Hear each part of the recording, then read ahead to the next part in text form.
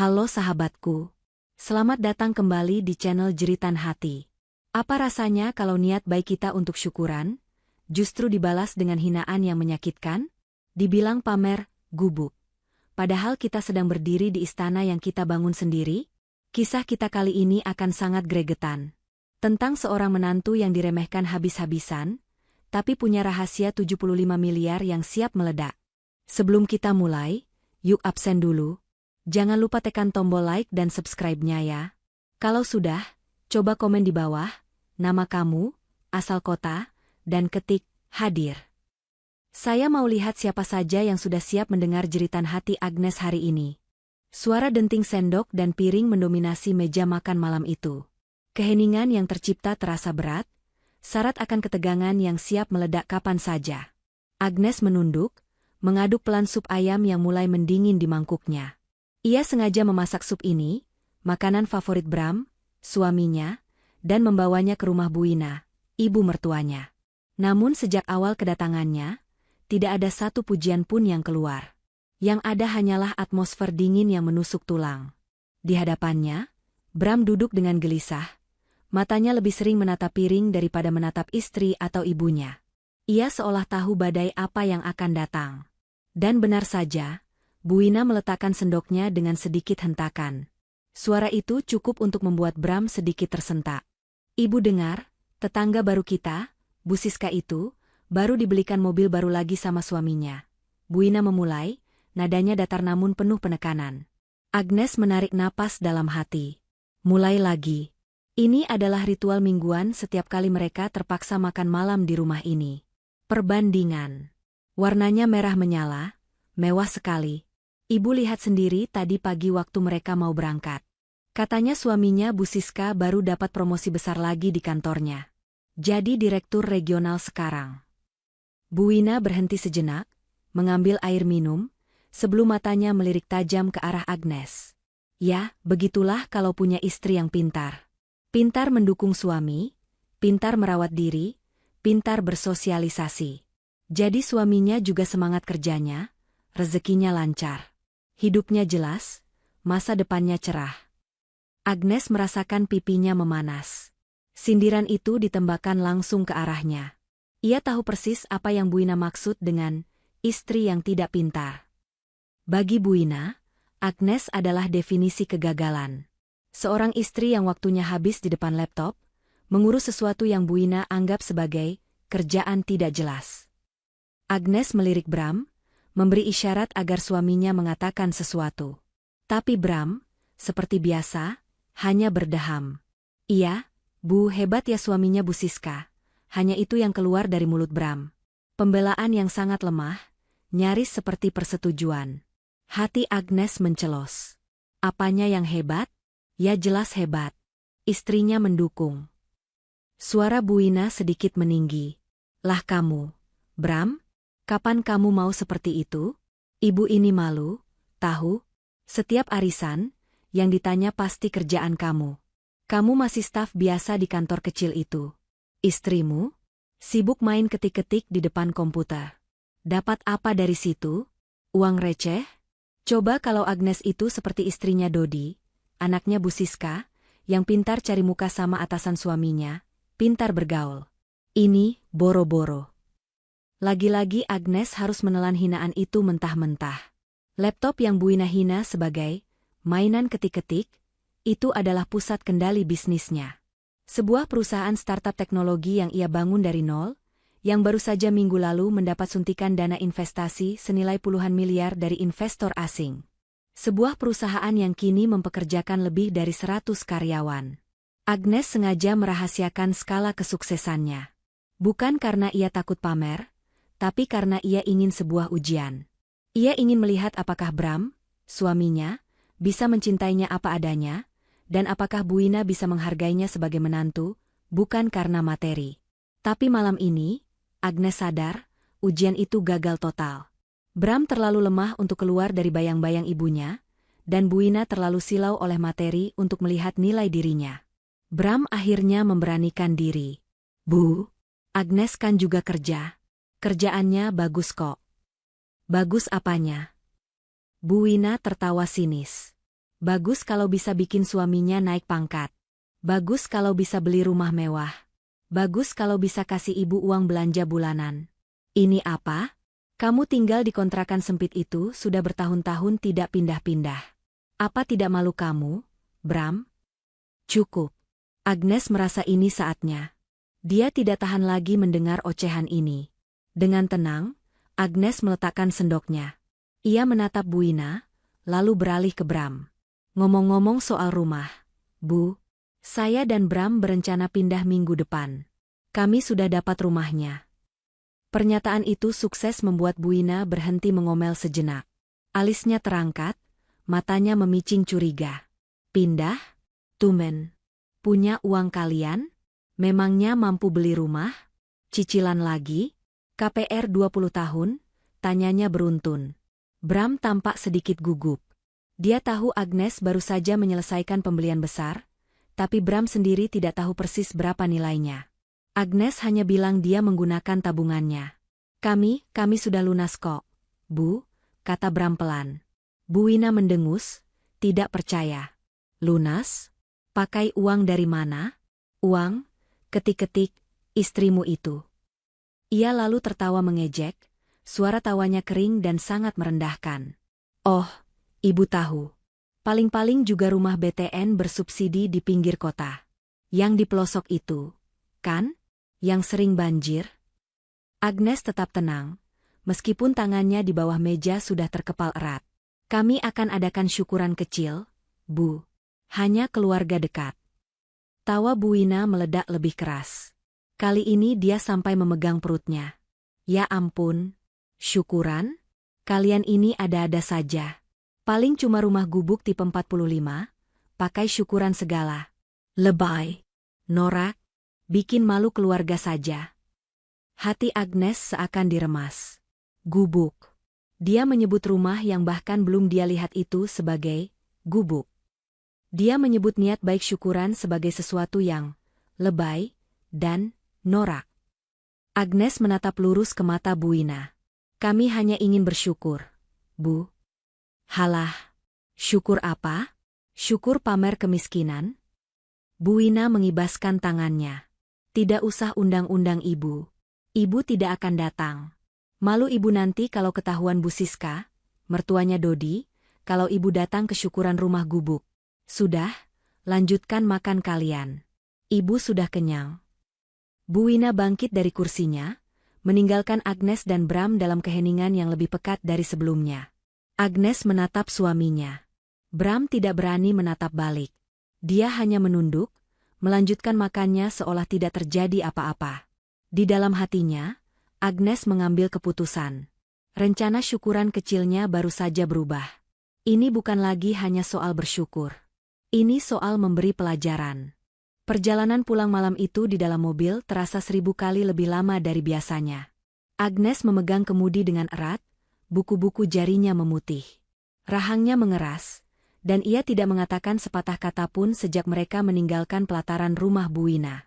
Di sebelahnya, Bram duduk kaku, mencuri-curi pandang ke arah istrinya, lalu dengan gugup menatap keluar jendela. Suaminya itu tahu Agnes sedang marah besar, tapi seperti biasa, ia memilih jalur paling aman, diam. Namun, keheningan yang menyesakan ini rupanya terlalu berat bagi Bram. Ia berdeham, mencoba memecah kebekuan. Agnes, kamu marah ya? Soal ibu tadi. Agnes tertawa kecil, tawa yang kering dan tanpa humor. Marah? Kenapa aku harus marah? Bram? Bukankah itu hal biasa yang aku dengar setiap minggu? Istri tidak berguna, pekerjaan tidak jelas, mainan ketik-ketik. Dan malam ini, koleksi hinaannya bertambah, rumah gubuk, lebay, norak, bikin malu. Agnes mengucapkan setiap kata itu seperti sedang meludahkan racun. Kenapa aku harus marah?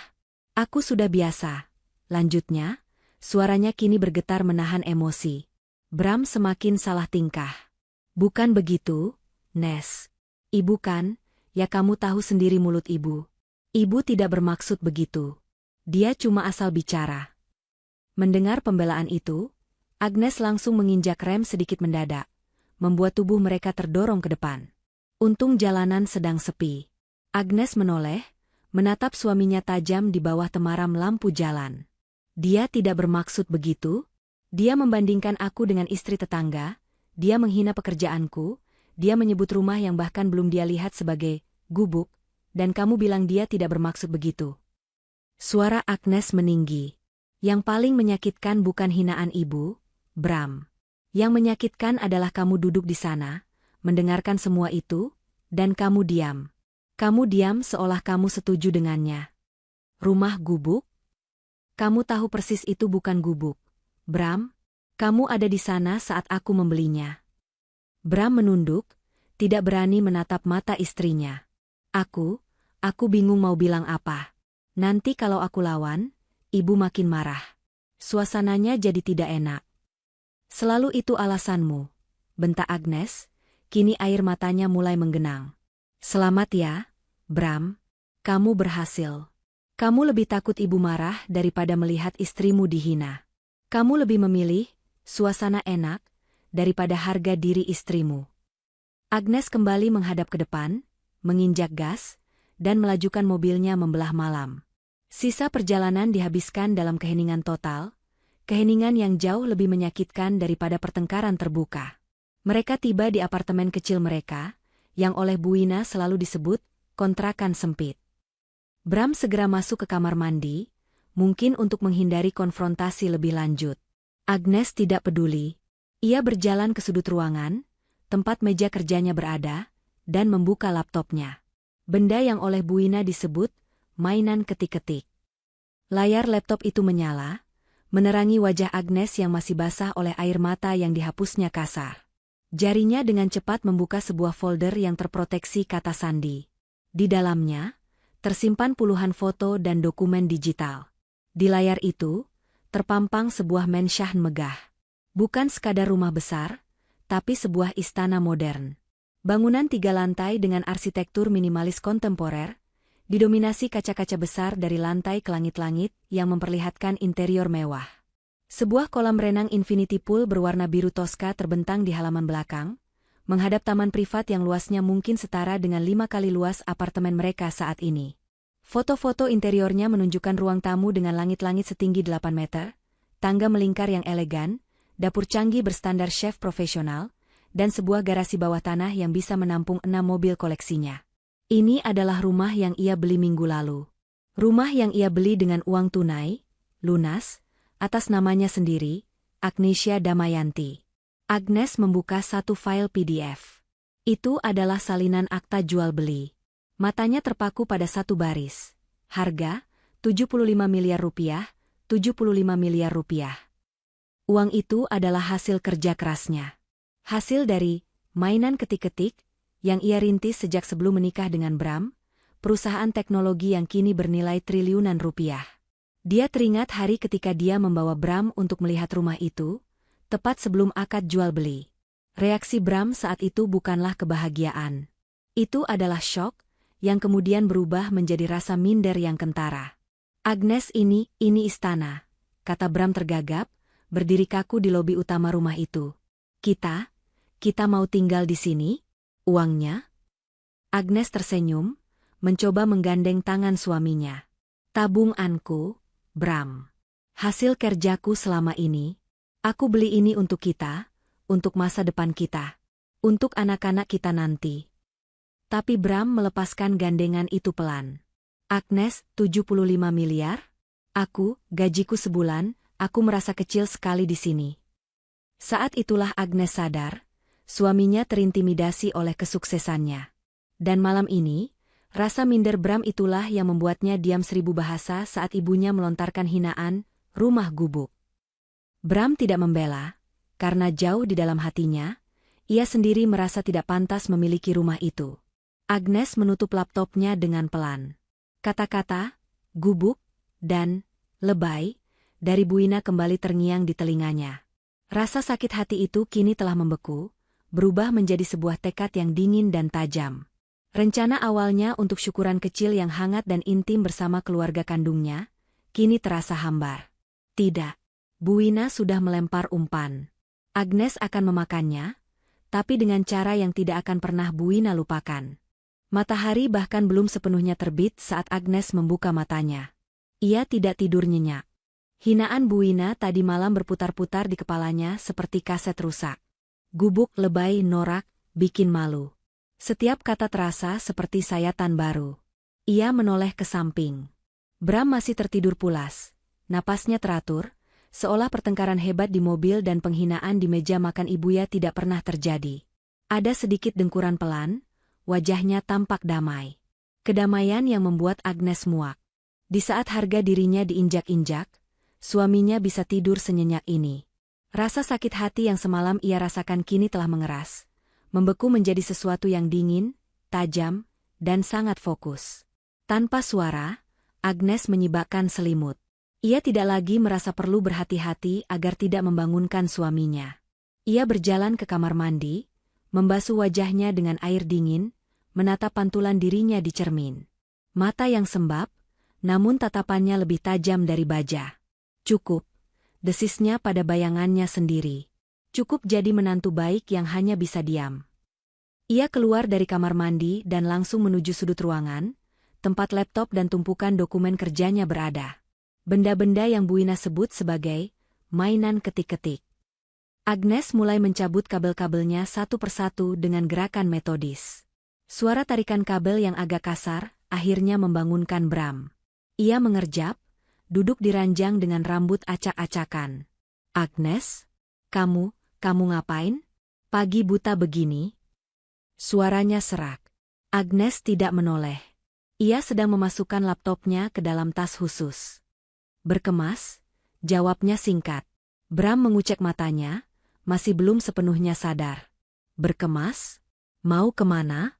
Bukannya kita pindahannya minggu depan?" Agnes berhenti. Ia berbalik perlahan, menatap suaminya dengan tatapan yang tidak bisa dibaca Bram. Rencananya berubah.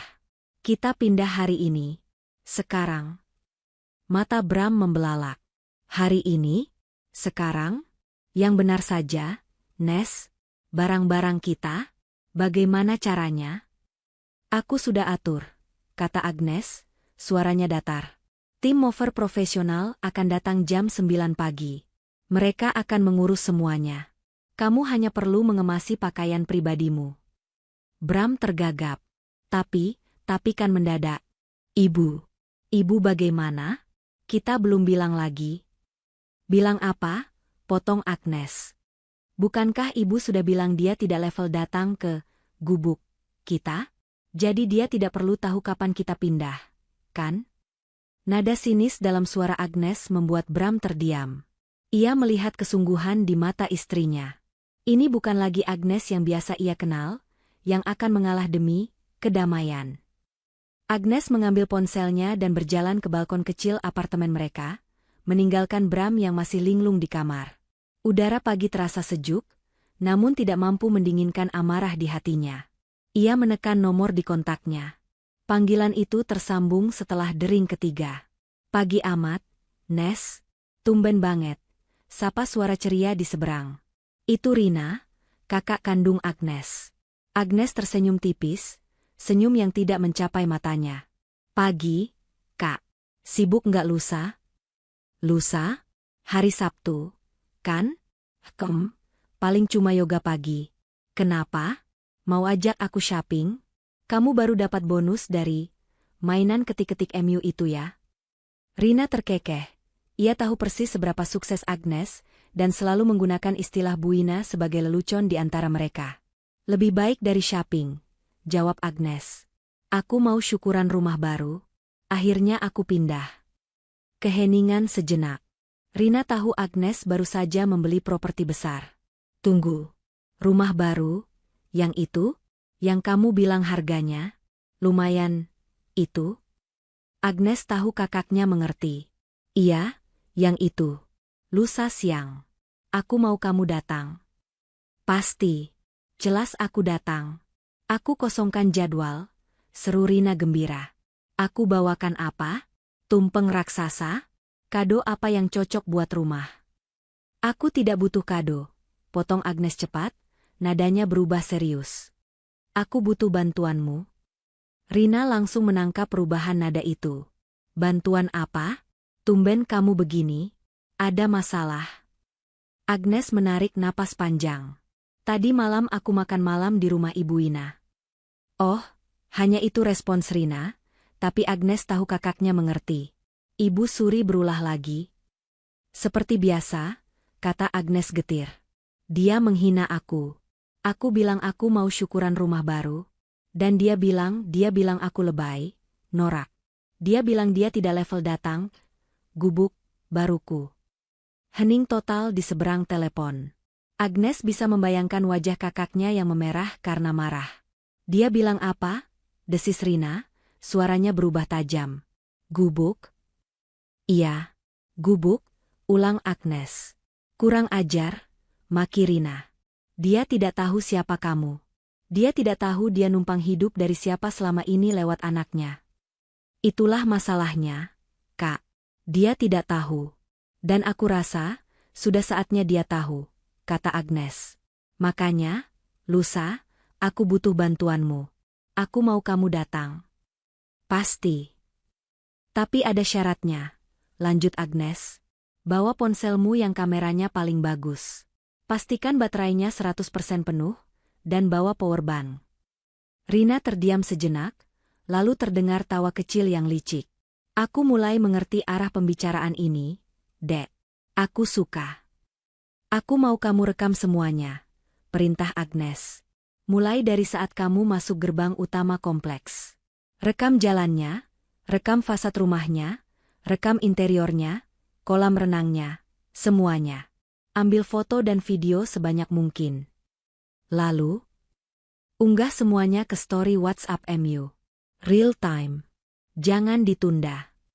Rina tertawa lebih keras. Agnes, kamu ini, jahat sekali. Aku suka sekali. Oh, dan satu lagi, Kak, tambah Agnes, matanya menatap gedung-gedung di kejauhan. Pastikan kontak WhatsApp Bu Ina tidak kamu blokir. Aku ingin memastikan dia dapat undangan visual paling jelas. Akan aku pastikan dia duduk di barisan paling depan pertunjukan ini. Dek, janji Rina. Kamu kirim saja alamat, gubuk, mewahmu itu. Aku akan datang tepat waktu. Agnes menutup telepon, merasa sedikit lebih ringan.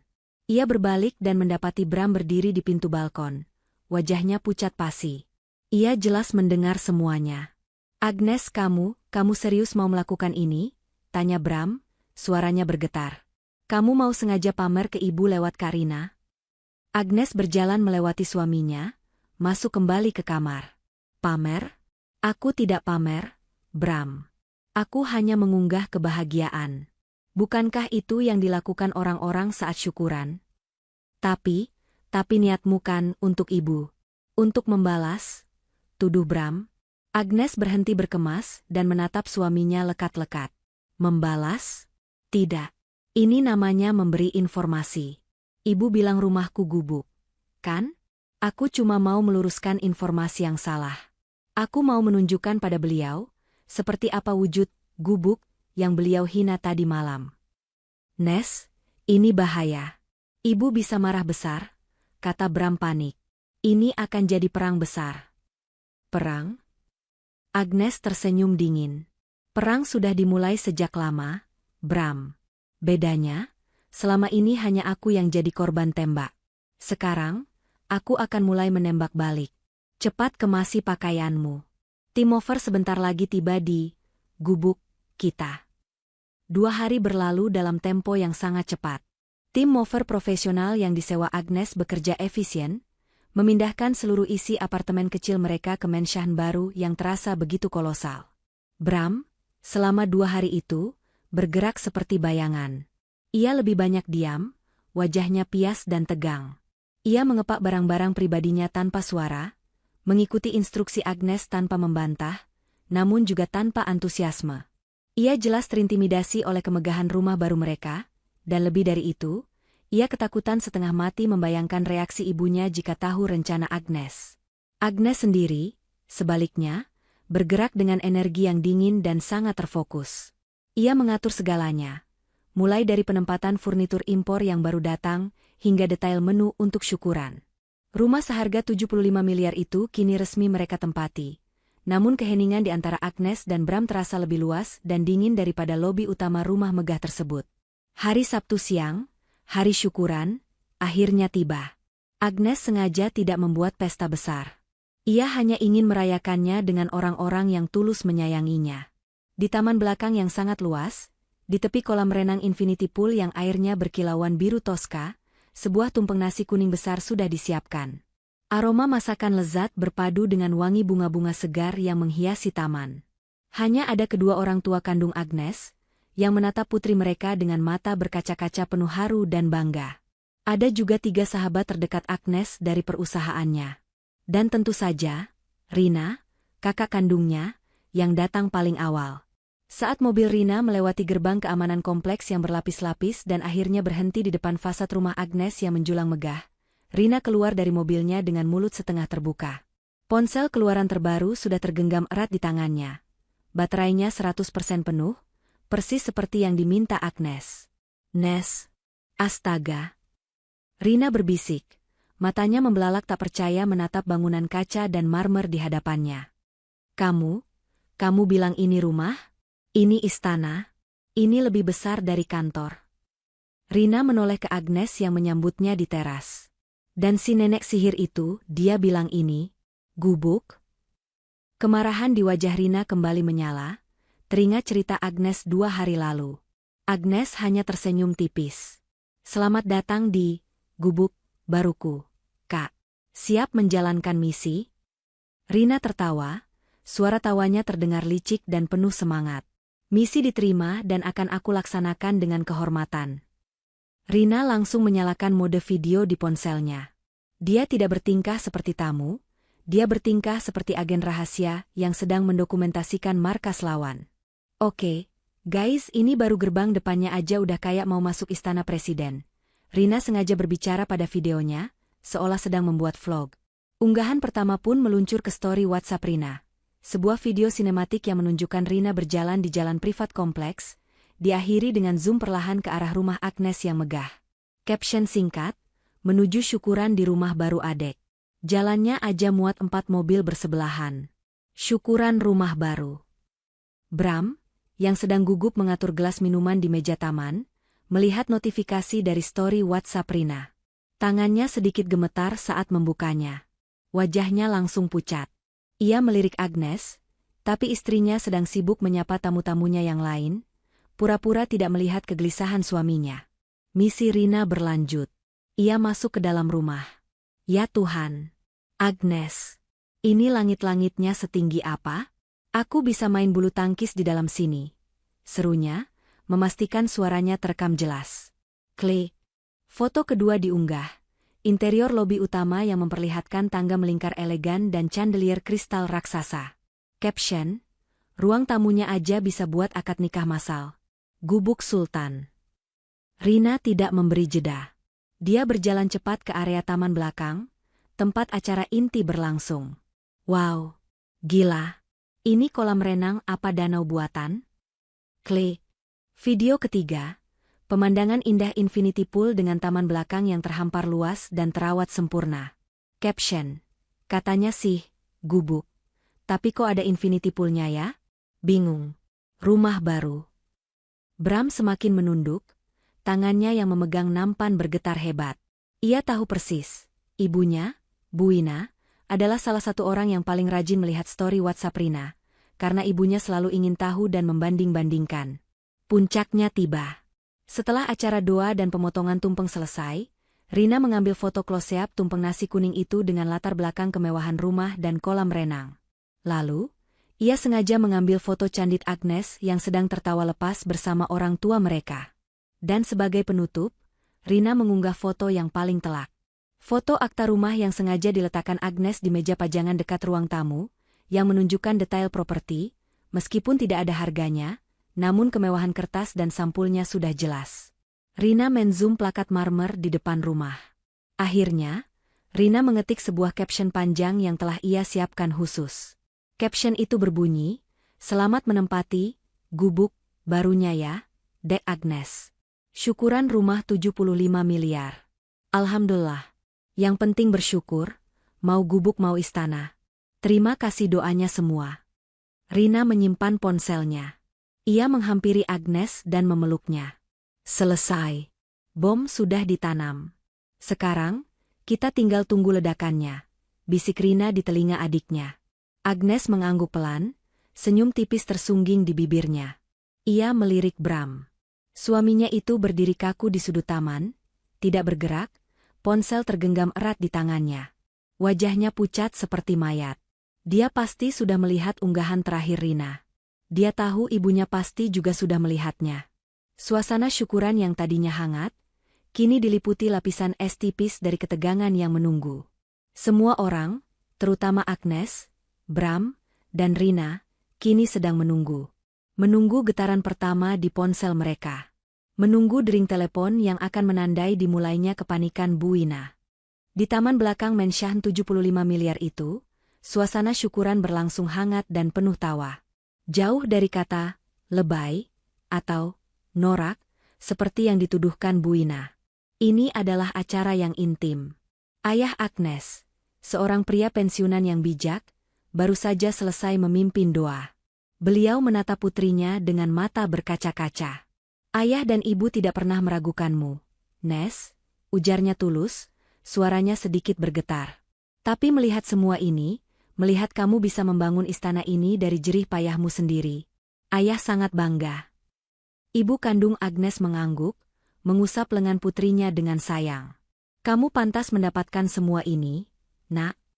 Agnes tersenyum, senyuman tulus pertama setelah 2 hari yang menegangkan. Ini semua juga berkat doa ayah dan ibu, balasnya lembut. Di sudut lain, Rina sedang tertawa terbahak-bahak bersama sahabat-sahabat Agnes, menceritakan lelucon lama. Hanya Bram yang tampak terasing. Dia berdiri di dekat meja minuman, memegang segelas jus jeruk yang tidak diminumnya, matanya terus-menerus melirik ke arah ponselnya yang tergeletak di meja, seolah sedang menunggu granat meledak. Dan granat itu akhirnya meledak. Di tempat lain, di sebuah rumah mewah di kawasan elit yang berbeda, Bu Wina sedang duduk dengan angkuh. Ini adalah acara arisan bulanan, dan hari ini diadakan di rumah Bu Siska, tetangga yang mobil merah barunya selalu ia bangga-banggakan. Bu Wina sedang berada di puncak performanya. Iya, Jeng Siska, memang benar. Kita ini jadi ibu mertua harus pintar-pintar melatih menantu, katanya dengan suara yang sengaja dikeraskan agar didengar seisi ruangan. Kalau terlalu dimanja, ya jadi malas. Kerjanya tidak jelas. Kayak menantuku itu, si Agnes. Seharian main laptop saja. Saya bilang sama Bram, kamu itu harus tegas sama istri. Biar tahu diri sedikit. Tawa kecil merendahkan keluar dari mulutnya. Bu Siska dan teman-teman arisannya yang lain hanya mengangguk-angguk kecil. Sebagian mungkin setuju, sebagian mungkin hanya basa-basi. Merasa bosan dengan obrolan yang mulai beralih ke harga berlian, Bu Wina iseng membuka ponselnya. Tidak ada notifikasi penting. Ia lalu membuka aplikasi WhatsApp, niatnya ingin mencari bahan gosip baru. Matanya langsung tertuju pada deretan status. Ada satu nama yang menarik perhatiannya, Rina, kakaknya Agnes. Bu Wina selalu memantau status Rina, sekadar untuk membanding-bandingkan kehidupan. Lingkaran hijau itu ia sentuh. Status pertama muncul. Video jalanan kompleks yang sangat lebar dan asri. Bu Wina mendengus. Cih, pamer apa ini si Rina? Paling-paling juga ikut gathering di Sentul. Gumamnya dalam hati.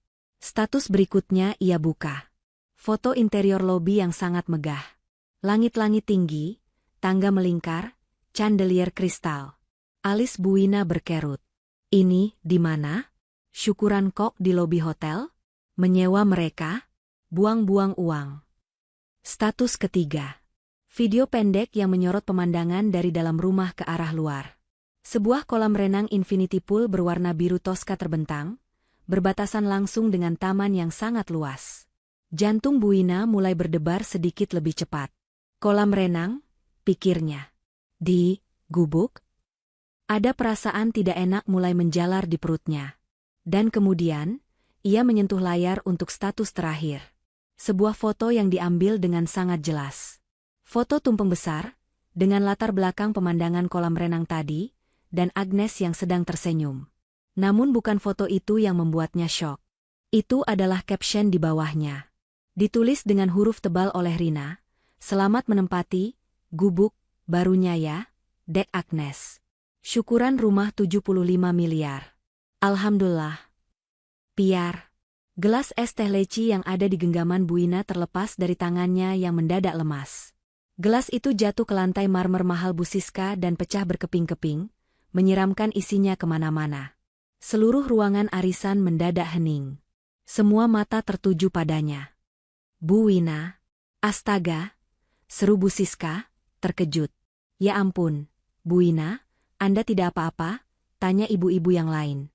Tapi Bu Wina tidak mendengar. Matanya terpaku pada layar ponsel di tangannya. Tangannya gemetar hebat. 75 miliar. Ia membacanya lagi. 75 miliar. Angka itu melompat-lompat di depan matanya. "Ah, tidak apa-apa, Jeng Siska. Maaf licin." Bu Wina berkata tergagap, wajahnya pucat pasi. Saya ke toilet dulu sebentar." Tanpa menunggu jawaban, Bu Wina setengah berlari menuju toilet tamu, tidak peduli tatapan aneh dan bisik-bisik yang mengikutinya. Begitu pintu toilet terkunci, Bu Wina langsung menyandarkan tubuhnya ke dinding keramik yang dingin. Napasnya terengah-engah. Tidak mungkin. Pikirannya menjerit. Ini pasti bohong. Rina pasti mengarang. Agnes? Si menantu? Biasa saja. Itu? 75 miliar? Tapi foto-fotonya, video-videonya itu bukan rekayasa. Itu nyata. Lalu, ingatannya berputar kembali ke 2 malam lalu. Suaranya sendiri menggema di telinganya. Paling cuma rumah gubuk. Lebay. Norak. Bikin malu. Ibu tidak level. Rasa panas yang memalukan menjalar dari perut hingga ke wajahnya. Dia baru saja menghina seorang miliarder. Dia baru saja menyebut istana 75 miliar sebagai gubuk. Kepanikan yang sesungguhnya melanda dirinya. Ini bukan lagi soal gengsi arisan. Ini soal masa depan. Dia bisa saja ikut menikmati semua itu. Dia bisa saja pamer ke Bu Siska bukan hanya mobil, tapi mansion. Tapi dia sudah menghancurkannya. Dengan tangan yang gemetar hebat, hingga ia kesulitan menekan layar, Bu Wina mencari kontak Agnes. Ia harus menelepon. Ia harus meralat. Ia harus minta maaf. Ia menekan tombol panggil. Di saat yang sama, di taman mansion Agnes, ponsel Agnes yang tergeletak di meja kaca mulai bergetar hebat. Suara getaran di atas kaca itu cukup keras untuk menarik perhatian. Agnes melirik layarnya. Nama, Bu Wina, tertera di sana. Rina, yang duduk di seberangnya, melihatnya dan tersenyum penuh kemenangan. Agnes tidak melakukan apa-apa. Ia tidak menolak, ia juga tidak mengangkat. Ia membiarkan ponsel itu bergetar, berteriak, membiarkan nama Bu Wina menari-nari di layar. Panggilan itu berlangsung 30 detik, lalu berhenti. Hening sejenak. Lalu, ponsel itu bergetar lagi. Panggilan kedua. Masih dari Bu Wina. Agnes tetap diam. Ia mengambil segelas air putih dan meminumnya dengan tenang. Panggilan itu berhenti lagi. Di toilet Bu Siska, Bu Wina nyaris gila. Tidak diangkat. Kenapa tidak diangkat?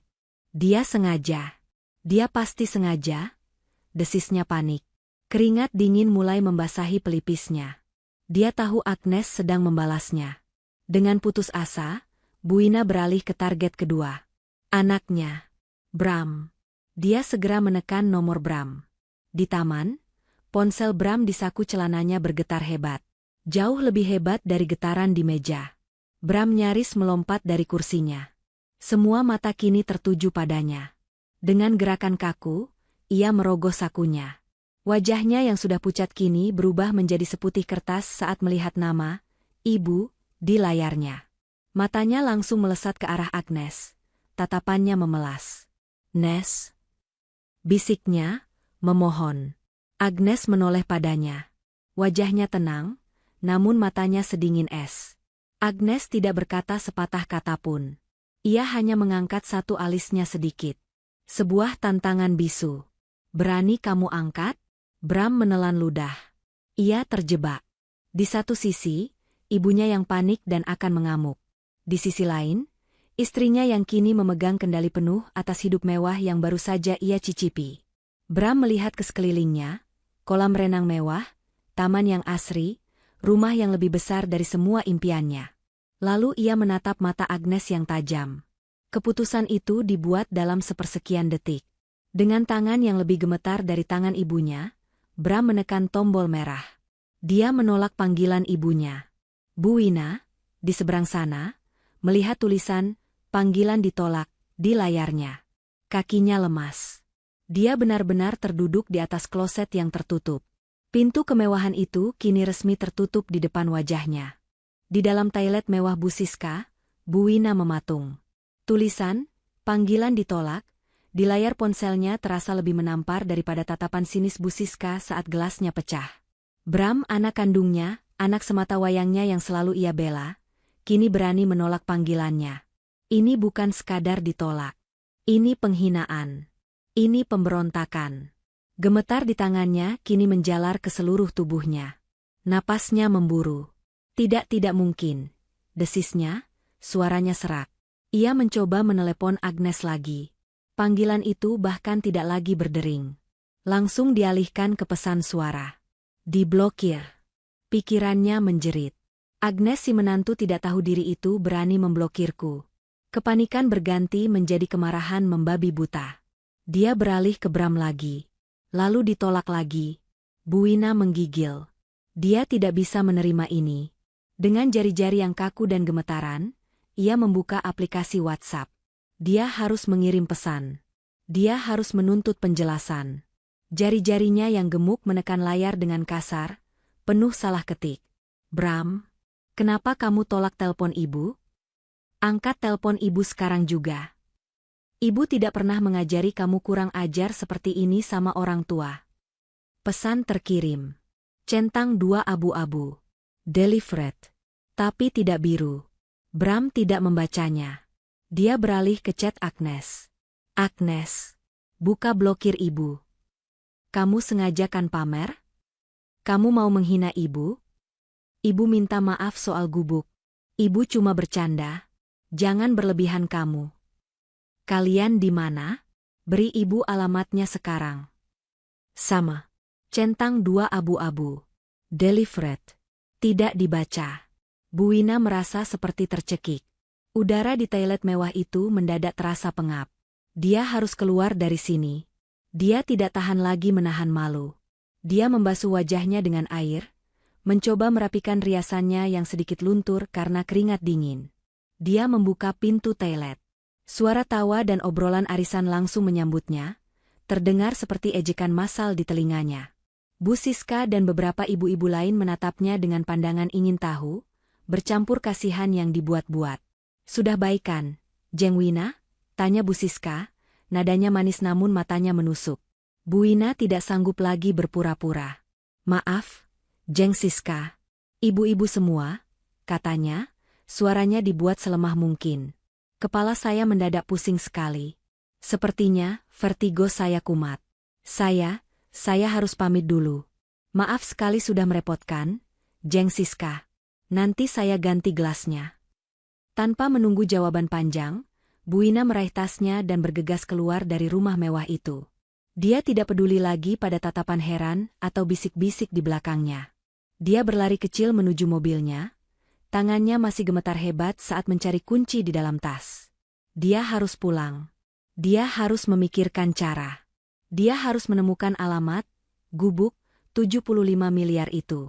Sementara itu, di mansion Agnes, suasana syukuran kembali normal setelah insiden, panggilan ditolak, dari Bram. Atau setidaknya, tampak normal. Bram sendiri kini duduk di kursi taman yang paling pojok. Wajahnya tertunduk, memandangi ponsel di tangannya yang baru saja ia gunakan untuk menolak panggilan ibunya. Keringat dingin membasahi pelipisnya. Dia tahu apa yang akan terjadi. Dia tahu ibunya tidak akan diam. Ini bukan akhir, ini baru permulaan badai. Agnes melirik suaminya dari seberang kolam.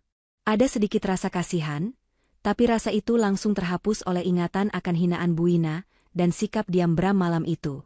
Dia pantas merasakannya, batin Agnes dingin. Ponsel Agnes di atas meja kembali beraksi. Kali ini bukan getaran panggilan, melainkan rentetan notifikasi pesan WhatsApp. Ting, ting, ting, ting. Suara notifikasi yang bertubi-tubi itu menarik perhatian semua orang. Rina yang duduk paling dekat, melirik ke layar yang menyala. Nama, Bu Ina, muncul berkali-kali di pratinjau pesan di layar kunci. Agnes. Buka blokir ibu. Kamu sengaja kan pamer? Kamu. Kalian di mana? Beri ibu. Rina tersenyum sangat lebar. Ia menatap Agnes, memberi isyarat ke arah ponsel itu. Agnes hanya mengangkat bahunya dengan acuh tak acuh, lalu kembali berbincang dengan ayahnya. Dia sengaja tidak membuka pesan-pesan itu, membiarkannya tergantung dalam status, belum dibaca. Membiarkan Bu Ina di seberang sana tersiksa oleh penantian. Dan kemudian, ponsel Agnes bergetar hebat lagi. Panggilan masuk. Nama, Bu Ina, kembali muncul. Rupanya Agnes tidak memblokir, dia hanya mengabaikan. Itu jauh lebih menyiksa. Melihat ini, Rina mendapat ide brilian yang memang sudah ia siapkan. Ini adalah bagian dari rencana awal mereka. Dengan gerakan yang seolah-olah santai, Rina mengangkat ponselnya sendiri. Ia pura-pura sedang mengagumi pemandangan. Tapi jarinya menekan tombol rekam video. Ponsel Agnes terus bergetar tanpa henti di atas meja kaca. Rina mengarahkan kameranya.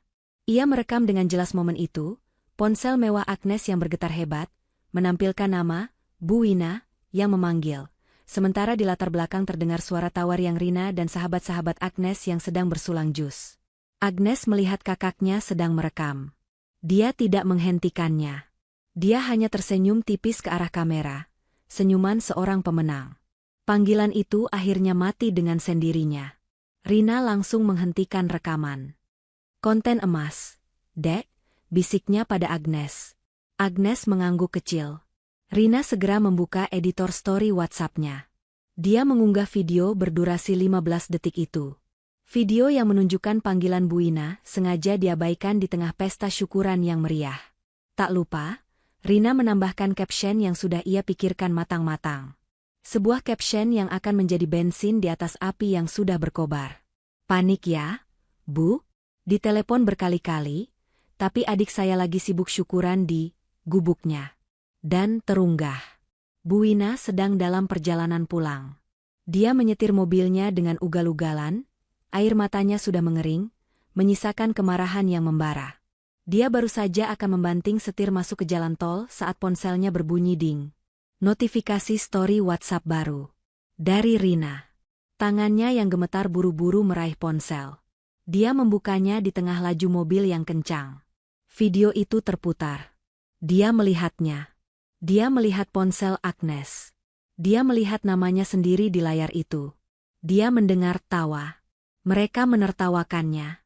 Mereka mengabaikan panggilannya sambil tertawa. Dan caption itu, panik ya, Bu? Bu Ina menginjak rem mendadak, membuat mobil di belakangnya membunyikan klakson panjang dan nyaris menabraknya. Dia tidak peduli. Dia menepikan mobilnya dengan kasar. Napasnya tersengal-sengal. Matanya merah menatap layar ponsel. Kurang ajar. Teriaknya sekuat tenaga di dalam mobilnya yang tertutup. Beraninya kalian. Beraninya mengatai ibu toksik. Dasar menantu sialan. Dan kau, Bram. Anak durhaka. Dia memukul-mukul setir mobilnya. Kepanikan kini telah bermutasi menjadi histeria murni. Dia membuka chat Bram lagi. Masih belum dibaca. Dia membuka chat Agnes. Belum dibaca. Dia benar-benar terputus. Kalian tidak bisa lakukan ini padaku. Aku ibumu. Aku mertuamu, jeritnya. Dia tahu dia tidak bisa pulang. Pulang hanya akan membuatnya gila. Dia harus menemukan rumah itu. Dia harus mendatangi mereka. Tapi, alamatnya? Dia tidak tahu alamatnya. Kepanikan Bu Ina di dalam mobil yang menepi di bahu jalan tol itu telah mencapai puncaknya. Story WhatsApp dari Rina yang mengunggah video panggilan tak terjawab dengan caption, mertua toksik, adalah penghinaan tertinggi yang pernah ia rasakan seumur hidupnya. Dia dihina, diejek, dan ditertawakan secara publik oleh keluarga menantunya sendiri. Kurang ajar, desisnya, air matanya sudah kering, digantikan oleh kemarahan yang membakar. Tangannya yang gemetar kini terkepal erat. Dia tidak bisa menemukan Agnes. Dia tidak bisa menghubungi Bram. Tapi ada satu orang lagi. Orang yang menyebar aib ini. Rina. Dengan napas memburu, Buina mencari kontak Rina di ponselnya. Dia tidak peduli lagi pada gengsi. Dia menekan tombol panggil. Dering pertama, kedua, ketiga. Terdengar bunyi klik. Panggilan itu diangkat. "Halo? Rina?" teriak Buina, nyaris histeris. Hening sejenak. Lalu terdengar suara tawa pelan. "Oh, halo, Tante Wina. Tumben sekali telepon? Ada apa ya?"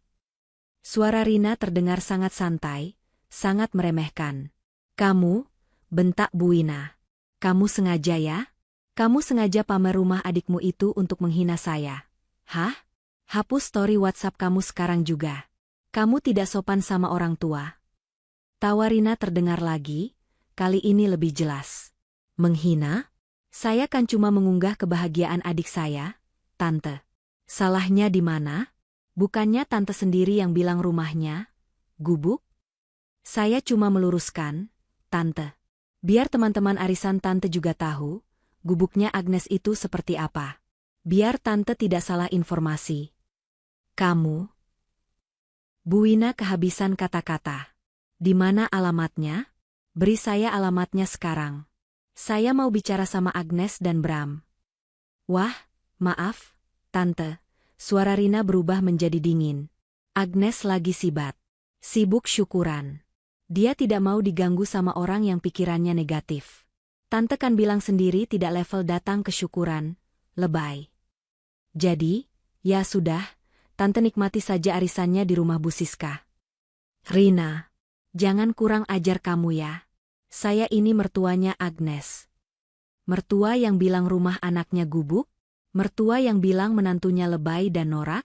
"Maaf, Tante. Adik saya lagi tidak butuh mertua model begitu. Sudah dulu ya, Tante. Acaranya masih seru." Dah. Panggilan ditutup sepihak. Buina menjerit frustrasi di dalam mobilnya. Dia membanting ponselnya ke kursi penumpang. Dia benar-benar terpojok. Dia tidak punya alamatnya. Agnes memblokirnya, atau setidaknya mengabaikannya. Bram menolaknya. Rina menghinanya. Dia terkunci di luar lingkaran kemewahan itu. Kemarahan itu kembali berubah menjadi kepanikan putus asa. Dia harus bisa menghubungi Bram. Dia adalah anaknya. Bram pasti luluh. Buina mengambil ponselnya lagi dan mulai menekan nomor Bram. Berulang kali. Terus-menerus. Panggilan ditolak. Dia telepon lagi. Ditolak lagi. Dia telepon lagi, dan lagi. Dia tidak peduli. Dia akan terus menelepon sampai baterai ponselnya habis kalau perlu. Di mansion Agnes, syukuran kecil itu mulai berakhir. Ayah dan ibu Agnes serta para sahabatnya mulai berpamitan. "Kami pulang dulu ya, Nes, Bram. Hati-hati di rumah baru. Indah sekali," kata ayah Agnes, memeluk putrinya erat. "Bram, jaga istrimu baik-baik. Kamu beruntung punya istri seperti dia," tambahnya, menepuk bahu Bram. Bram hanya tersenyum kaku dan mengangguk. Wajahnya masih pucat pasi. Sejak dia menolak panggilan ibunya 1 jam yang lalu, ponsel di sakunya terus bergetar tanpa henti. Getaran itu seperti siksaan. Dia tahu itu ibunya. Rina, yang sedang membereskan piring kue, melihat Bram yang berdiri gelisah sambil terus merogoh sakunya. "Kenapa, Bram? Kayak cacing kepanasan," sindir Rina. Bram tidak tahan lagi. Dia mengeluarkan ponselnya dan menunjukkannya pada Rina dan Agnes yang baru saja kembali, setelah mengantar orang tua mereka ke mobil. Layar itu menyala, menampilkan daftar panggilan. "Ibu, 58 panggilan tak terjawab." 58, Nes. Bisik Bram, suaranya bergetar. "Dia ibuku. Ini sudah keterlaluan." Agnes menatap layar itu, lalu menatap wajah suaminya. "Oh ya? Keterlaluan?" tanyanya dingin. "Waktu dia menghinaku di depan wajahmu, Apa itu tidak keterlaluan? Waktu dia menyebut hasil kerja kerasku, gubuk. Apa itu tidak keterlaluan? Waktu kamu diam saja seperti patung. Apa itu tidak keterlaluan? Tapi dia... Belum selesai Bram bicara, ponsel di tangannya bergetar lagi. Panggilan ke-59. Ibu. Bram menatap Agnes dengan pandangan memelas. Angkat, Nes. Kumohon. Sekali ini saja, biar aku yang bicara. Agnes terdiam sejenak. Rina sudah siap menyela, tapi Agnes mengangkat tangannya. Oke, kata Agnes pelan. Kamu mau bicara? Boleh. Bram baru saja akan menekan tombol hijau, tapi Agnes menahannya. Bukan di ponselmu. Di ponselku. Agnes mengambil ponselnya dari atas meja. Dia membuka daftar panggilannya. Puluhan panggilan tak terjawab dari Bu Ina juga memenuhi layar. Dia lalu menekan nomor Bu Ina. Panggilan itu tersambung. Bu Ina, yang sedang kalut di mobilnya, melihat nama Agnes menelepon balik. Matanya terbelalak. Dia langsung mengangkatnya. Halo? Halo, Bu, sapa Agnes, suaranya tenang. Agnes, akhirnya kamu angkat Ju. Sebelum Bu Ina melanjutkan teriakannya, Agnes menekan satu tombol. Ikon loudspeaker. Seluruh taman belakang yang tadinya sudah sepi, kini menjadi panggung utama. Hanya ada Agnes, Bram, dan Rina. Suara Bu Ina yang cempreng, penuh amarah, dan panik, meledak di udara sore yang tenang. Kenapa lama sekali angkat telepon Ibu hah? Kalian sengaja ya? Kalian mau pamer? Kalian mau bikin Ibu malu di depan teman-teman arisan Ibu? Iya kan? Bram tersentak, ingin merebut ponsel itu, tapi Rina berdiri di depannya, menghalangi. Agnes tetap tenang. Halo, Bu. Maaf, tadi sibuk syukuran. Malu kenapa, Bu? Saya kan cuma bersyukur atas rumah baru kami. Bukannya Ibu sendiri yang bilang tidak mau datang. Alasan. Itu kakakmu si Rina. Beraninya dia menghina Ibu di WhatsApp. Dia bilang Ibu toksik. Dia menyebar aib. Kurang ajar sekali dia. Agnes melirik Rina, yang hanya mengangkat bahu sambil tersenyum mengejek. Oh, soal itu. Kak Rina kan cuma merekam kenyataan. Bu, Ibu memang menelepon berkali-kali, jawab Agnes. Cukup, bentak Bu Ina. Ibu tidak mau dengar alasanmu. Ibu tahu itu rumah mahal. 75 miliar. Kenapa kamu sembunyikan dari Ibu? Agnes? Kenapa kamu tidak bilang? Kamu sengaja mau merendahkan Ibu, kan? Merendahkan? Agnes tertawa kecil. Saya sudah bilang, Bu. Saya dan Bram pindah rumah. Saya mau syukuran. Tapi Ibu yang merendahkan saya. Ibu bilang rumah saya, gubuk. Ibu bilang saya, lebay, dan norak. Ibu bilang Ibu, tidak level.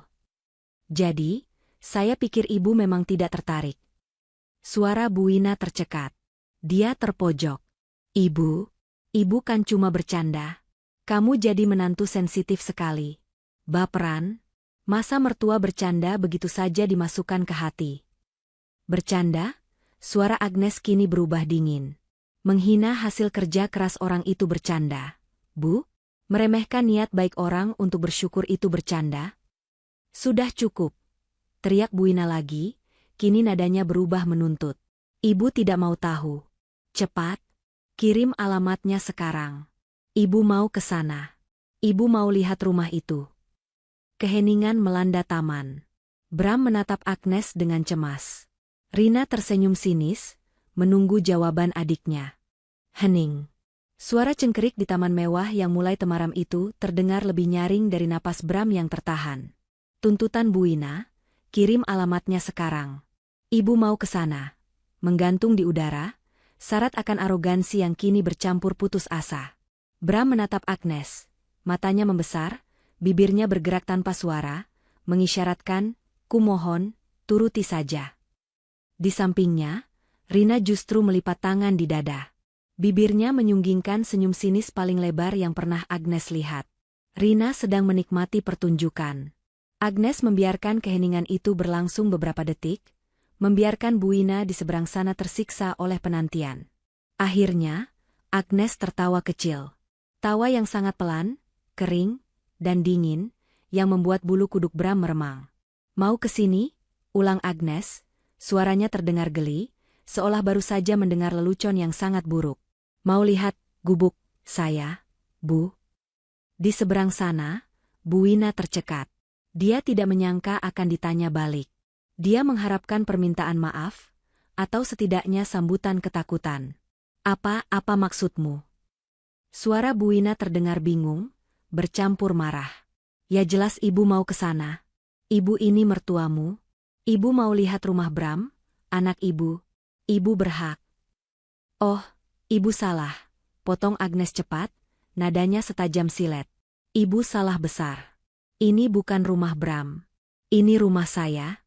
Murni atas nama saya, Agnesya Damayanti. Dibeli lunas dengan uang tunai, dari hasil mainan ketik-ketik, saya yang selalu ibu hina." Agnes berhenti sejenak, lalu menambahkan dengan penekanan yang menusuk, "Bram, suami saya, hanya menumpang di gubuk saya ini." "Agnes," pekik Bram, wajahnya pucat pasi seperti kapas. Dia tidak percaya istrinya akan mengatakan hal sefrontal itu. Dia melangkah maju, ingin merebut ponsel itu. "Jangan begitu. Itu ibu. Kamu." Agnes menoleh cepat ke arah suaminya. Tatapannya begitu menusuk, begitu dingin, hingga langkah Bram terhenti seketika. "Jangan apa, Bram?" "Hah?" desis Agnes, suaranya rendah namun penuh penekanan. "Jangan bilang yang sebenarnya. Kamu mau aku bohong lagi? Kamu mau aku pura-pura lagi jadi istri miskin yang tidak punya apa-apa, yang numpang hidup sama kamu, hanya supaya ibu kamu yang arogan itu senang? Supaya dia bisa terus menghinaku? Sudah cukup." Rina terkekeh pelan dari tempatnya berdiri. "Dengar itu, Bram? Makanya jadi laki-laki jangan cuma diam waktu istrinya diinjak-injak." Bu Wina di loudspeaker jelas mendengar semuanya. Dia mendengar anaknya dihardik, dia mendengar Rina menertawainya. Kepanikan membuatnya mencoba taktik lama, mengadu domba. "Bram, kamu dengar itu? Bram, istrimu menghina kamu. Dia bilang kamu numpang. Kamu diam saja, istrimu kurang ajar sama ibu? Di mana harga dirimu sebagai suami?" Agnes tersenyum sinis. "Jangan bawa-bawa Bram, Bu. Dia sudah memilih untuk diam dari 2 hari yang lalu. Ini urusan antara saya dan ibu. Ibu mau alamatnya, kan?" Agnes berjalan pelan mengitari meja taman. "Untuk apa? Supaya ibu bisa datang ke sini? Supaya ibu bisa foto-foto di kolam renang ini? Supaya ibu bisa pamer ke Bu Siska dan teman-teman arisan ibu? Supaya ibu bisa ikut menikmati kemewahan yang 2 hari lalu ibu ludahi?" Pertanyaan beruntun itu telak menghantam Bu Wina. Nada suara Bu Wina langsung berubah drastis. Amarahnya yang meledak-ledak tadi lenyap, digantikan oleh nada memelas yang dibuat-buat, penuh kepalsuan. "Agnes, nak, jangan begitu, nak. Ibu kan cuma bercanda soal gubuk itu." Ya ampun, begitu saja dimasukkan ke hati. Ibu tidak sungguh-sungguh. Ibu minta maaf. Ya? Ibu salah. Ibu khilaf. Rengekan itu terdengar menjijikkan di telinga Agnes. "Sekarang, bukakan pintu untuk ibu, ya? Ibu mau ke sana. Ibu mau lihat rumah baru kalian. Ibu mau ikut bangga sama kamu, nak." Ini dia. Momen yang ditunggu-tunggu Agnes. Bangga? Agnes tertawa lagi, kali ini lebih keras, tawa yang penuh ironi. "Ibu baru mau bangga setelah tahu harganya 75 miliar? Ibu baru mau bangga setelah melihat fotonya di story WhatsApp." Suara Agnes meninggi, kemarahan yang ia tahan selama bertahun-tahun kini tumpah. "Kemana ibu waktu saya dihina-hina di depan muka ibu? Kemana ibu waktu saya butuh dukungan? Kemana ibu waktu saya setiap minggu datang ke rumah ibu, membawakan makanan, dan yang saya dapat cuma cibiran? Ibu ada di sana, ikut menertawakan saya bersama cibiran ibu." Agnes menarik napas, mencoba menenangkan getaran suaranya. "Dengar, Bu Wina. Selama bertahun-tahun saya diam. Ibu bilang saya tidak berguna, saya diam. Ibu bilang pekerjaan saya tidak jelas, saya diam. Saya diam karena saya menghargai Bram. Saya pikir, bagaimanapun juga, ibu adalah orang tuanya, saya harus hormat. Tapi 2 malam lalu, ibu sudah melewati batas. Suara Agnes kembali meninggi. Ibu tidak hanya menghina saya. Ibu menghina niat baik saya untuk bersyukur. Ibu menyebut rumah ini, impian saya, hasil darah dan keringat saya sebagai gubuk. Ibu bilang saya, lebay, dan norak. Ibu bilang ibu, tidak level. Ibu minta maaf, Nes. Sungguh. Ibu hilaf. Rengek Bu Ina lagi, kini suaranya terdengar putus asa. Maaf ibu simpan saja. Sudah terlambat, jawab Agnes dingin. Syukurannya sudah selesai. Keluarga saya yang tulus menyayangi saya sudah pulang. Dan ibu tahu? Ibu benar sekali waktu ibu bilang ibu, tidak level, datang ke syukuran saya. Hening sejenak. Maksud kamu? Suara Bu Ina bergetar, merasakan firasat buruk. Ibu memang tidak level, tegas Agnes. Bukan karena rumah saya kemahalan.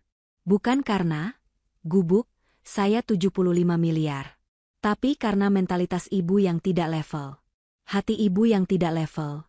Ibu terlalu sibuk membanding-bandingkan, terlalu silau dengan pameran Bu Siska, sampai ibu tidak bisa melihat berlian yang ada di depan mata ibu sendiri. Agnes, jaga mulutmu. Kamu mengatai ibu. Oh, maaf, Bu, kata Agnes dengan nada yang dibuat-buat manis dan penuh ejekan. Sepertinya sinyal di gubuk 75 miliar saya ini mulai jelek. Apalagi kalau dipakai telepon orang yang pola pikirnya masih gubuk. Kasihan, tidak nyambung. Apa? Agnes, jangan berani kamu. Saya tutup ya, Bu. Selamat menikmati sisa hari ibu. Semoga arisannya tadi menyenangkan. Tanpa menunggu jawaban, Agnes menekan tombol merah. Mengakhiri panggilan. Telepon terputus.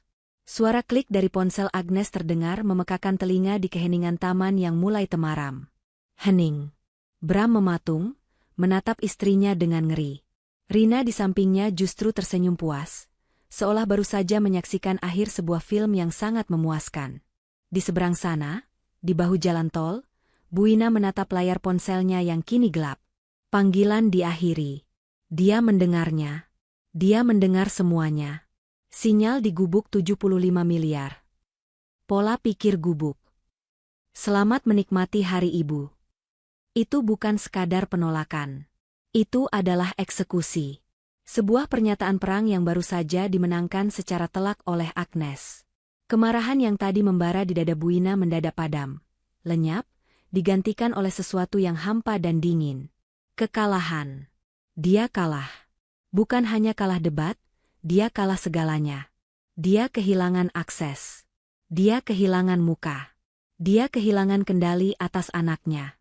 Dia telah menghina sumber uang yang bisa jadi akan menghidupinya di masa tua. Air mata mulai menggenang di matanya, tapi ini bukan air mata penyesalan. Ini adalah air mata frustrasi, air mata kemarahan karena ketidakberdayaan. Dia membanting ponselnya ke dashboard mobil. Jeritan histeris akhirnya pecah, memenuhi ruang sempit mobil itu.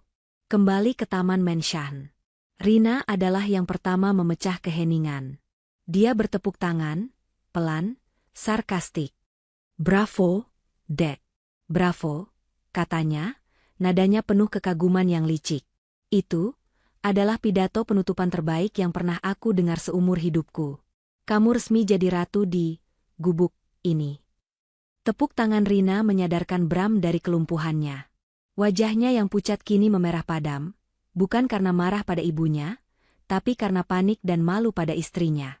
Agnes, suaranya bergetar, setengah berteriak. Apa yang kamu lakukan? Kamu tidak seharusnya bicara seperti itu. Itu ibuku. Agnes, yang sedang dengan tenang meletakkan ponselnya kembali ke meja, menoleh. Tatapannya datar. Dingin. Ibumu? Ulangnya, suaranya pelan namun menusuk. Ibumu yang mana, Bram? Yang 2 malam lalu menghinaku di depanmu dan kamu hanya diam? Ibumu yang menyebut hasil kerja kerasku, gubuk Nora? Atau ibumu yang barusan merengek-rengek di telepon, pura-pura minta maaf hanya karena dia tahu harga rumah ini 75 miliar? Bram tergagap. Dia tetap ibuku. Kamu sudah menghancurkan hatinya.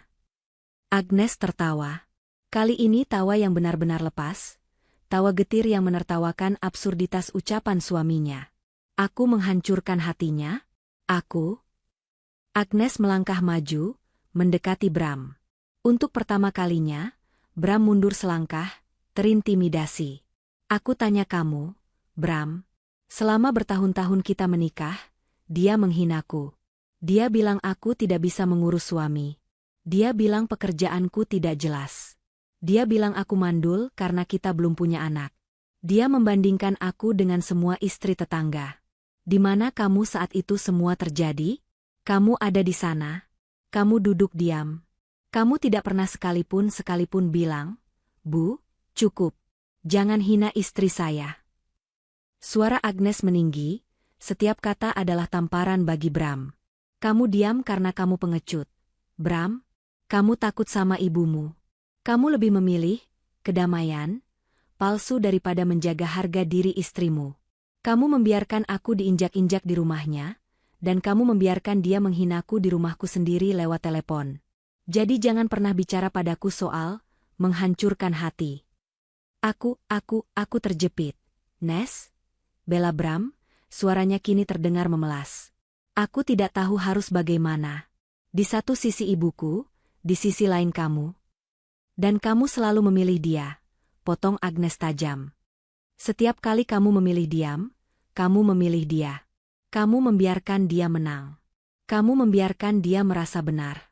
Nah, malam ini, Agnes menunjuk ke sekeliling taman mewah itu, aku yang menang. Aku yang memegang kendali. Dan sekarang, aku mau kamu memilih. Di sini. Detik ini juga. Untuk yang terakhir kalinya. Rina yang melihat situasi itu tersenyum. Dia berjalan pelan, menepuk bahu Agnes. Dek, aku pulang dulu, ya. Sepertinya urusan rumah tangga kalian baru mau dimulai. Rina melirik sinis ke arah Bram. Pilih yang benar ya, Bram. Jangan sampai kamu menyesal. Rina memeluk Agnes erat. Blokir nomornya malam ini. Kamu butuh tidur nyenyak. Biarkan dia mendingin dalam kekalahannya. Agnes mengangguk. Rina pun pergi, meninggalkan pasangan suami istri itu dalam keheningan yang paling canggung di rumah paling mewah yang pernah mereka tempati. Setelah suara mobil Rina menghilang di kejauhan, Agnes menatap Bram. Suaminya itu berdiri kaku, tampak begitu kecil dan menyedihkan di tengah kemegahan mensyahan itu. Jadi, tanya Agnes. Bram menatap istrinya. Wanita di depannya ini terasa asing. Kuat, dingin, dan memegang semua kartu. Ini bukan Agnes yang dulu bisa ia bujuk untuk mengalah. Bram menelan ludah. Ia melihat ke kolam renang yang lampunya mulai menyala otomatis, memancarkan cahaya biru yang indah. Ia melihat interior rumah yang mewah melalui dinding kaca. Ia membayangkan hidupnya di sini. Lalu ia membayangkan kembali ke apartemen sempit, atau lebih buruk lagi, kembali ke rumah ibunya dan mendengar omelan seumur hidup. Pilihan itu, ironisnya, sangat mudah dibuat. Dengan bahu yang merosot, Bram akhirnya mengangguk. Pelan. Aku di sini, Nes. Aku ikut kamu. Suaranya nyaris berbisik. Maafkan aku karena diam selama ini. Agnes menatapnya lama. Tidak ada senyum kemenangan. Wajahnya tetap datar. Permintaan maafmu tidak ada artinya kalau kelakuanmu tidak berubah, Bram. Mulai malam ini, rumah ini punya aturan.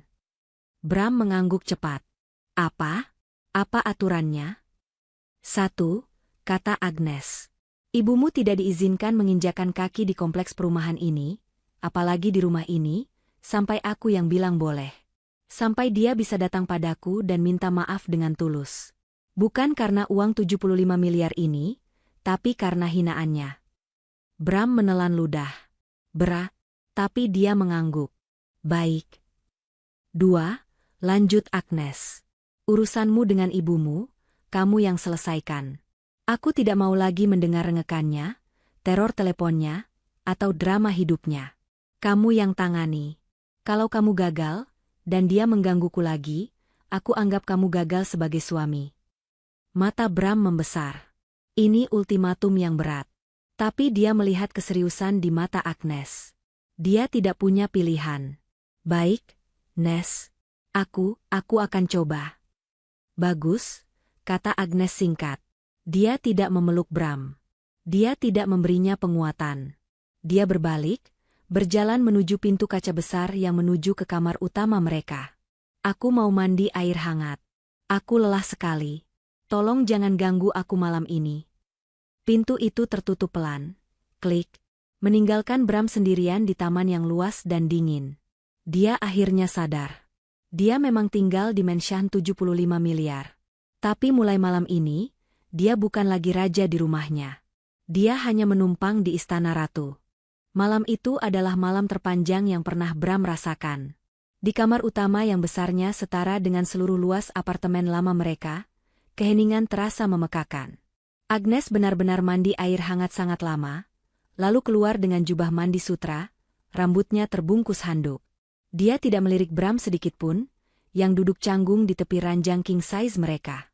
Agnes berjalan ke walk-in closet yang lebih besar dari kamar tidur mereka dulu, berganti pakaian, lalu tidur di sisi ranjangnya, membelakangi Bram. Dia tidak mengucapkan selamat malam. Dia hanya tidur. Nyenyak. Napasnya teratur, seolah beban terberat di hidupnya baru saja terangkat. Sebaliknya, Bram tidak bisa tidur. Dia gelisah. Dia memikirkan ibunya. Apakah ibunya baik-baik saja di jalan tol? Apakah ibunya sudah sampai rumah? Rasa bersalah seorang anak bergejolak, tapi rasa takutnya pada tatapan dingin Agnes jauh lebih besar. Dia akhirnya tertidur menjelang subuh, tidur yang tidak nyenyak, penuh mimpi buruk.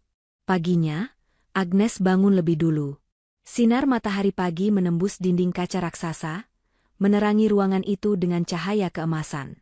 Inilah pagi pertama di rumah barunya. Dia berjalan ke balkon pribadi kamarnya, menghirup udara segar, menatap hamparan taman dan kolam renang di bawah. Dia merasa tenang. Damai. Perasaan yang sudah bertahun-tahun tidak ia rasakan. Dia telah mengambil kembali kendalinya. Dia tidak lagi merasa perlu membuktikan apa-apa. Dia turun ke dapur canggihnya, membuat secangkir kopi espresso dari mesin mahal yang baru ia beli. Bram menyusul tak lama kemudian. Wajahnya kusut, matanya merah karena kurang tidur. Dia tampak bingung, seperti tamu tak diundang di rumahnya sendiri. Pagi, Nes, sapanya pelan. Agnes hanya mengangguk singkat, matanya fokus pada tablet yang menampilkan berita saham pagi itu. Bram ragu-ragu. Agnes, soal semalam. Soal IB. DRRRTTT. DRRRTTT. Ponsel Bram yang tergeletak di meja marmer dapur bergetar hebat. Nama, Ibu, menyala di layar. Ini dia. Ujian kedua Bram, sesuai ultimatum Agnes semalam. Bram membeku. Matanya melirik Agnes. Agnes tidak mengangkat wajahnya dari tablet, tapi dia berhenti menyeruput kopinya. Sesuai aturan main semalam, Bram, kata Agnes, suaranya datar. Itu urusanmu. Tangani dia. Aku tidak mau mendengarnya. Bram menelan ludah. Tangannya gemetar. Dia tahu dia harus melakukan ini. Dia mengangkat panggilan itu.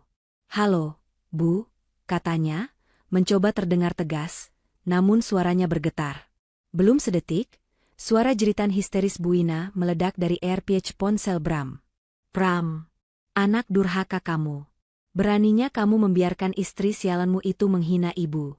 Ibu terlantar di jalan tol semalaman. Kamu jahat, Bram. Jahat. Bram panik mendengar kata, terlantar. Apa? Terlantar? Ibu. Ibu di mana semalam? Ibu pingsan di mobil. Ibu stres. Vertigo ibu kumat. Kamu tega. Dan istrimu itu. Si Agnes. Dia memblokir ibu.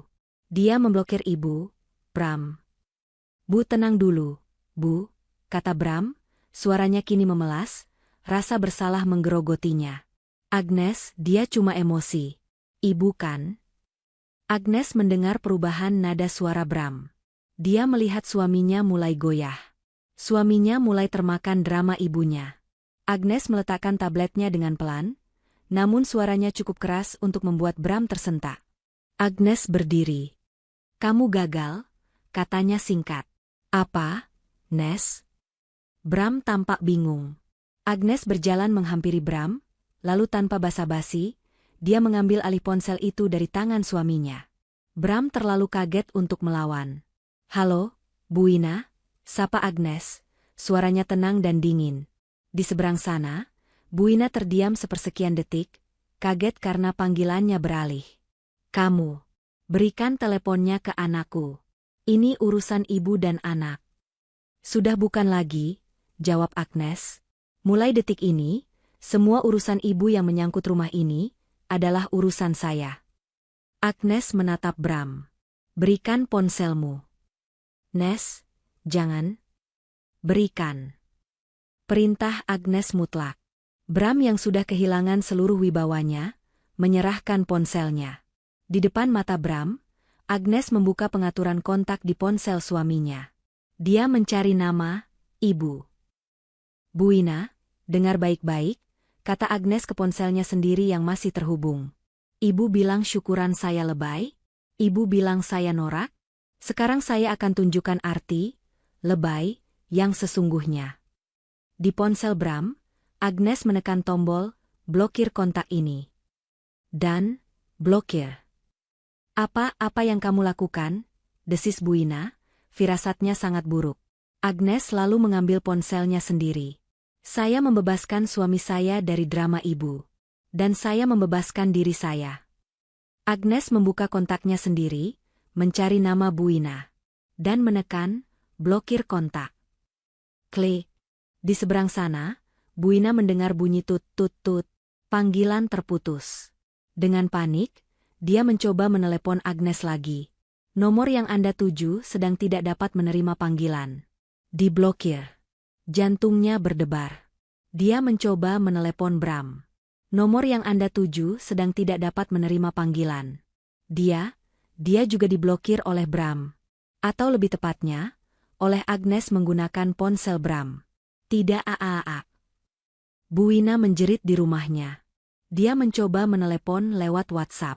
Tidak bisa. Dia mencoba mengirim pesan. Centang 1. Dia benar-benar terputus. Total. Dia kehilangan anaknya.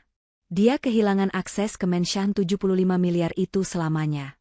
Dia terduduk lemas di lantai ruang tamunya yang kini terasa sempit dan kuno. Dia kalah telak. Di dapur Menshan, Agnes meletakkan kedua ponsel itu di meja. Dia menatap Bram, yang berdiri pucat, tapi anehnya ada raut kelegaan di wajahnya. Beban puluhan tahun teror mental dari ibunya seolah baru saja diangkat paksa dari pundaknya. Agnes berbalik, kembali mengambil cangkir kopinya. Selesai. Tidak ada lagi drama. Dia berjalan menuju pintu kaca besar yang menghadap kolam renang. "Agnes." Panggil Bram pelan. Agnes berhenti, tapi tidak menoleh. Aku minta maaf. Aku gagal. Aku lemah."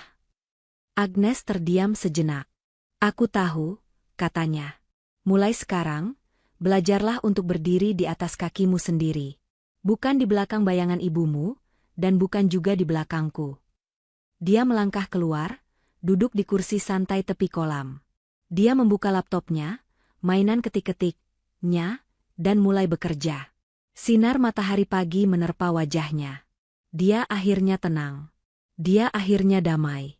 Dia ada di istananya, dan dia baru saja memastikan tidak akan ada monster yang bisa masuk lagi. Jangan pernah meremehkan, gubuk, orang lain hanya karena kesombongan. Sebab bisa jadi, gubuk, yang kau hina itu adalah istana 75 miliar yang pintunya tertutup untukmu selamanya.